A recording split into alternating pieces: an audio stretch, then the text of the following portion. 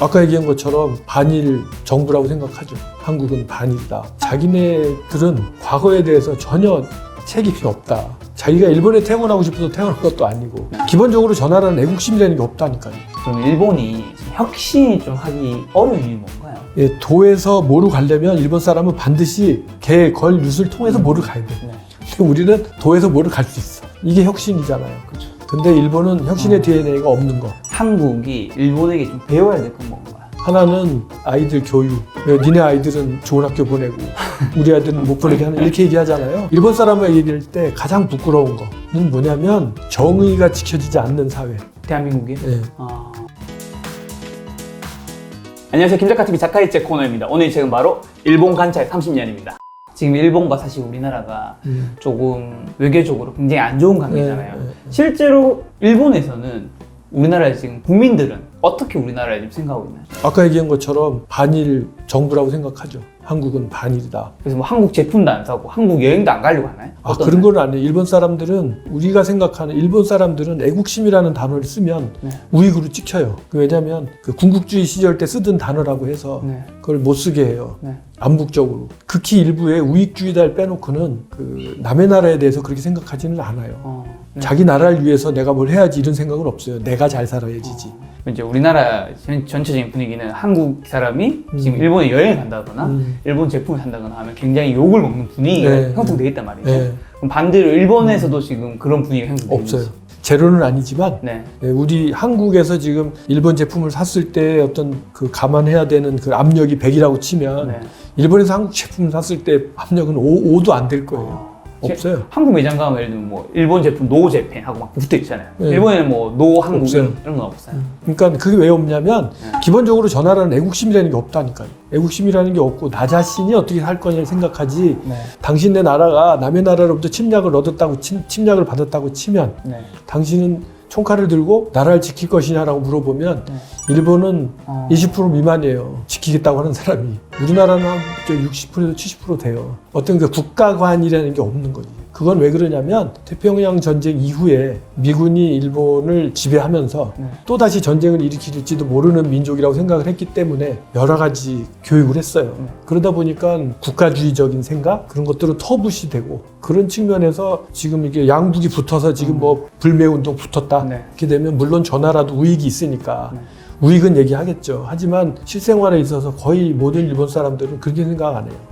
그럼 일본이 지금 혁신이 좀 하기 어려운 이유는 뭔가요?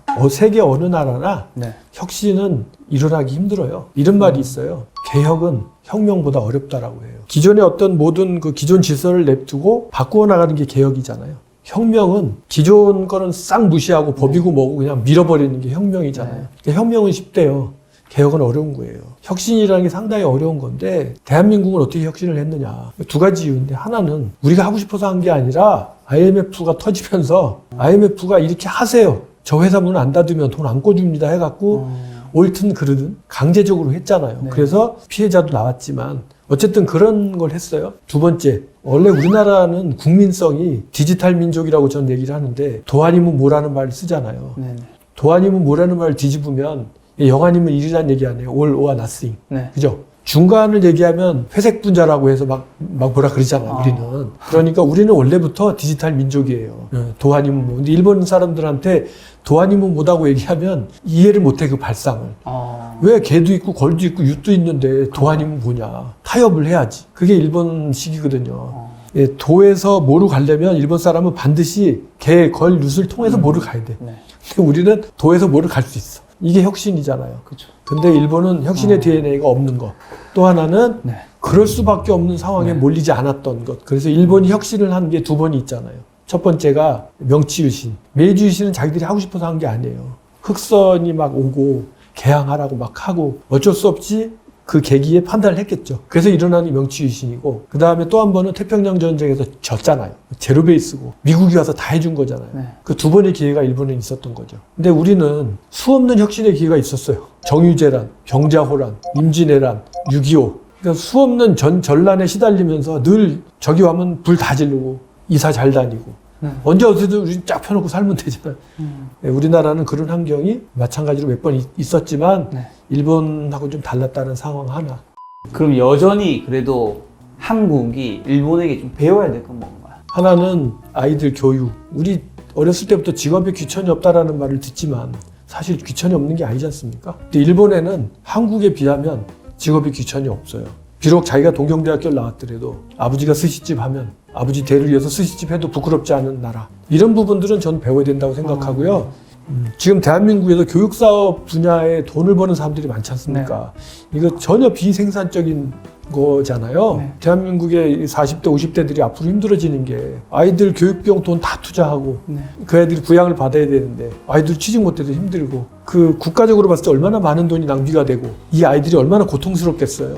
자, 그러면 대학 교육을 이렇게 안 시키는 게 옳으냐? 저는 시키는 게 맞다고 봐요. 네.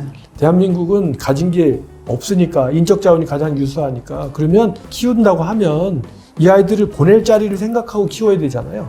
근데 그거 없이 무조건 키우는 거예요. 그리고 그래서 정부가 뭐 무슨 그런 엘리트 교육을 좀 그만 좀 하자라고 얘기를 하면 왜 니네 아이들은 좋은 학교 보내고 우리 아이들은 못 보내게 하는 이렇게 얘기하잖아요. 네. 이러면 아무것도 안 바뀌어요. 근데 이제 일본의 경우에 똑같이 20년 전에 한국 같은 사태가 있었어요. 근데 그때 일본은 아이들이 미쳐가지고 그런 스트레스 때문에 그래서 어마어마한 살인사건이 나고 했었어요. 이루 말로 형용할 수 없는 잔인한 사건을 초등학생, 중학생이 일으키거나 이래가지고 애들이 미쳐버리는 거지. 그런 거에 압력에 공부해라 뭐 사회적인. 그래서 일본이 유도리 교육이라는 제도를 채택을 해요. 유도리가 한국에도 유도리라는 알아듣잖아요. 여유. 그래서 교과목 시간을 그죠? 이제껏 100을 가르쳤다고 하면 30을 버리고 70만 가르치는 거예요. 수업 시간 줄이고 공부의 강도도 줄이고 그렇게 해서 아이들을 키워왔어요. 그래서 일본에는 애시당초 엘리트 가문이라고 볼 수 있는 상위 5% 미만 이 정도는 좋은 대학을 보내려고 해요. 그래서 가정교사도 붙여. 95%는 학원도 별로 안 보내고 거의 공부도 잘 안 시켜요. 네.